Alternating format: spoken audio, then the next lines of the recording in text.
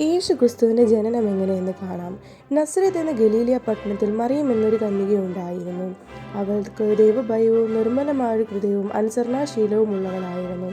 ഒരു ദിവസം ഗബ്രിയേൽ ദൂതൻ അവൾക്ക് മുമ്പിൽ പ്രത്യക്ഷപ്പെട്ടു. കൃപ നിറഞ്ഞവളെ, നിനക്ക് വന്ദനം, കർത്താവ് നിന്നോടുകൂടെ ഉണ്ട്. അവൾ ആ വാക്ക് കേട്ട് ഭ്രമിച്ചു. ദൂതൻ അവളോട്, മറിയേ, ഭയപ്പെടേണ്ട, നിനക്ക് ദൈവത്തിന്റെ കൃപ ലഭിച്ചു. നീ ഗർഭം ധരിച്ച് ഒരു മകനെ പ്രസവിക്കും. അവന് യേശു എന്ന പേർ വിളിക്കണം. ഇതാ, ഞാൻ കർത്താവിന്റെ ദാസി, നിന്റെ വാക്കുപോലെ എനിക്ക് ഭവിക്കട്ടെ എന്ന് പറഞ്ഞ് ദൂതൻ അവളെ വിട്ടുപോയി.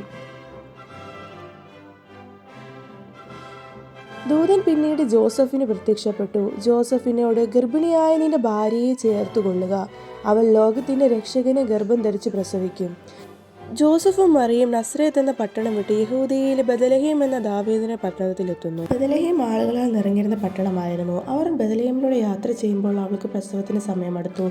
അവർ പ്രസവിക്കാൻ സ്ഥലത്തിനു വേണ്ടി മറ്റുള്ളവരോട് ചോദിക്കാൻ തുടങ്ങി. ആരും സ്ഥലം കൊടുത്തു. ജോസഫും മറിയയും എല്ലാ പ്രതീക്ഷകളും കൈവെടിഞ്ഞു. അപ്പോഴാണ് അവർ അവിടെ ദൂരെ പശുക്കൾക്കായുള്ള ഒരു തുരുത്ത് കാണുന്നത്. അപ്പോൾ അവിടെ ഒരു വലിയ അത്ഭുതം നടന്നു. ഒരു സുന്ദരനായ പൈതലിന് ജന്മം നൽകി. ലോകത്തിന്റെ രക്ഷിതാവായ യേശു ക്രിസ്തു ഒരു കാലിത്തുരത്തിൽ ജനിച്ചു. അതേസമയം ആ പ്രദേശത്ത് ആട്ടിടയന്മാർ ആട്ടിൻകൂട്ടത്തിനെ കാഞ്ഞ് വെളിയിൽ പാർത്തിരുന്നു. ഒരു ദൂതൻ അവർക്ക് മുമ്പിൽ പ്രത്യക്ഷപ്പെട്ടു. ദൂതൻ അവരോട്, സർവ്വജനത്തിനും ഉണ്ടാകുവാനുള്ള ഒരു മഹാസന്തോഷം ഞാൻ നിങ്ങളെ അറിയിക്കാം. യേശു ക്രിസ്തു എന്ന രക്ഷിതാവ് ദാവീദിന്റെ പട്ടണത്തിൽ ജനിച്ചിരിക്കുന്നു.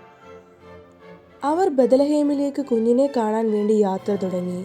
അവർക്ക് വഴികാട്ടിയായ ഒരു നക്ഷത്രവും ഉണ്ടായിരുന്നു.